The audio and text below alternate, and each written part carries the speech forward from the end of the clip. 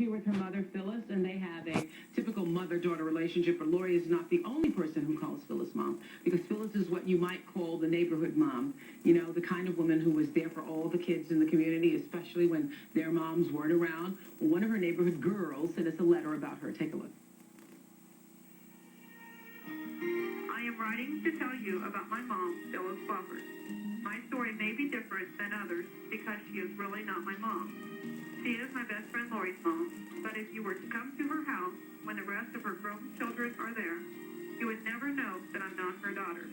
My mother left home when I was a young teen, and I had no guidance, no supervision to speak of, and nobody to truly care how I got to the skating rink or to activities at school, except for, of course, Mom.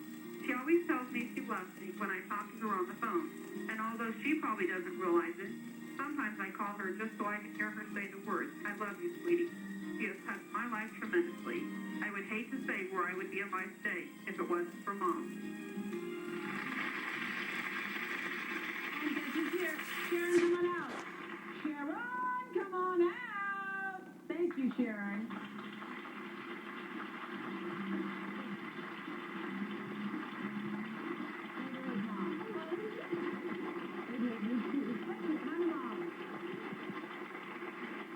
Nina? Special flowers. Come on, Nina. These are all of our Harpo children. Nina and Zach and Diamond.